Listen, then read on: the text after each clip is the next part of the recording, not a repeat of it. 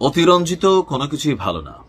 ইতিহাস সাক্ষী যে এক সময় একজন সুপার হিরো সময়ের ব্যবধানে কিছু ভুল কর্মকাণ্ডের কারণে, লোভের কারণে অথবা বুঝ জ্ঞান ঠিকমতো না থাকার কারণে তারা ভিলেনে পরিণত হইতে সময় লাগে না। আর বাংলাদেশের রাজনীতির ইতিহাস তো এটা শিক্ষা দিছে, যেই জনগণ ফুলের মালা পরায় ওই জনগণ জুতার মালা পরায়, যেই জনগণ মাথায় রাখে ওই জনগণ খেদাইতেও পারে। 5ই আগস্টের পর নিশ্চয়ই এই জিনিস কারো বোঝার আর বাকি নেই। তবে প্রশ্ন হচ্ছে, এই যে বর্তমান সরকারের মধ্যে এনসিপির সাথে সম্পর্ক নাই, মানুষের কাছে হাহা রিয়েক্ট পাওয়া উপদেষ্টা আসিফ মাহমুদ, তিনি কি আসলে এনসিপির না? তিনি যখন কোন একটা ঝামেলায় পড়লেন, এনসিপি আইসা দইরা ওই যে কার বউ যে অপূর্ব ওরে নিয়ে আসলো, অপূর্ব বলছে না যে এনসিপি যখন নিজেরা বিপদে পড়ছে আমার এই নেতারা এখন তাদের কাজে লাগছে, এতদিন তো কাজে লাগে নাই। তো এগুলো থেকে মানুষ বোঝে যে উপদেষ্টা আসিফ মাহমুদ আর এনসিপি একই সুতোয় গাধা। আর বাকি আছে উপদেষ্টা মাহফুজ, জামাতের বিরুদ্ধে একটি স্ট্যাটাস দিয়া 1.5 ঘন্টা পরে ডিলিট করে দিচ্ছেন। আবার বাংলাদেশ নিয়েও নানান বক্তব্য, 1/11 সরকার আবার ফিরে আসবে, সেনাপ্রধান ক্ষমতা নেবে, এরকম স্ট্যাটাস দিয়েও আধা ঘন্টা পরে ডিলিট করে দিচ্ছেন। সো তাদের অবস্থানটাকে সাংঘর্ষিক মনে করছে বিএনপি। আজকে বিএনপি স্পষ্ট একটা বার্তা দিছে, আর এতে উপদেষ্টা আসিফ এবং উপদেষ্টা মাহফুজের জন্য দুঃসংবাদ হচ্ছে কি, একটি নতুন দলের সমর্থনকারী 2 জন উপদেষ্টা আছেন। এরা কারা?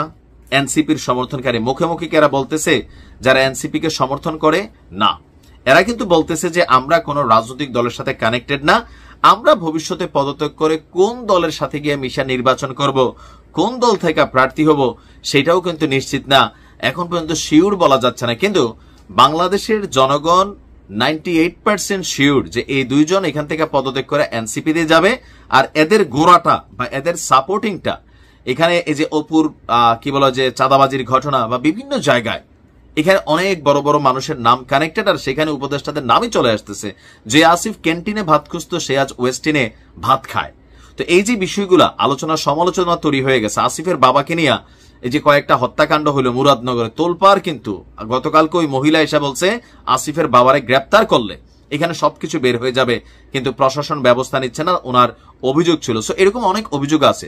উপদেষ্টা মাহফুজের বাবার নামে অভিযোগ আছে, লোকাল আওয়ামী লীগ নেতাদেরকে উনি সাপোর্ট করেন, এখানে অনেক কিছু কিন্তু আমরা দেখছি। তো সবকিছু মিলিয়ে বিএনপি মনে করছে সরকারের ভেতর বসে ডক্টর ইউনূসের কান ভারী করা, অথবা এই যে এনসিপি বলতেছে নির্বাচন হবে না, এটা হবে না, সেটা হবে না, এই যে বিভিন্ন বক্তব্যগুলো দিচ্ছে উপদেষ্টারা, তো এখানে সরকারের ভেতরে সরকারের মধ্যে প্রভাব তৈরি করার জন্য এই 2 উপদেষ্টা গুটিবাজি করতে পারে, যাদের কারণে নির্বাচনকে সামনের দিকে গতিবান করার জন্য, বেগবান করার জন্য সরকারকে হিচকিচাইতে হইতে পারে। আর এই জন্য বিএনপি বলছে উপদেষ্টা পরিষদের নিরপেক্ষতা বজায় রাখার জন্য, মানে এখন যে আমাদের উপদেষ্টা পরিষদ আছে সেখানে বাকিরা মোটামুটি নিউট্রাল, তবে এই 2 উপদেষ্টা এনসিপির সাপোর্টার, তারা সরকারকে প্রভাবিত করে। এজন্য এই 2 উপদেষ্টাকে অব্যাহতি দেওয়া প্রয়োজন, তাদেরকে বহিষ্কার করতে হবে, অথবা তাদেরকে পদত্যাগ করায়, অথবা তাদেরকে অব্যাহতি দিয়ে যে তোমরা এনসিপির সাপোর্টার এনসিপিতে যাও। কারণ নির্বাচনের আগে উপদেষ্টা আসিফের হাতে 6টা মন্ত্রণালয়, মাহফুজের হাতে কয়টা মন্ত্রণালয় জানি না। সো এখানে সরকার, রাষ্ট্র ক্ষমতা, পুলিশ প্রোটেকশন সবকিছুকেই ব্যবহার করার একটা সুযোগ আছে, হয়তোবা করতেছেও, অনেকে মনে করছেন।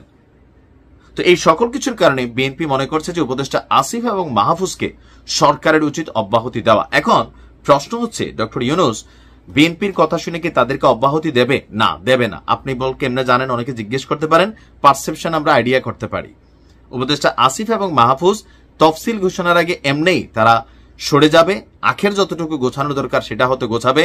কারণ এই মন্ত্রণালয়গুলোর তারা যে দায়িত্ব নিছে, আসলে কি সংস্কার করছে এই মন্ত্রণালয়গুলো থেকে, গত 1 বছরে মানুষ কোথায় আগে যেমনে চলছে এমনি চলে নাই, নতুন কি হয়ে গেছে, এগুলোর কিন্তু আপডেট মানুষের কাছে নাই। বরঞ্চ বিএনপি মনে করছে যে এরা নির্বাচনকে প্রভাবিত করবে, সরকারে বৈশা থেকে এনসিপির এজেন্ডা বাস্তবায়ন করবে। সো এদেরকে অব্যাহতি দেওয়া হোক। আপনি কি মনে করেন? কমেন্টে লিখতে পারেন।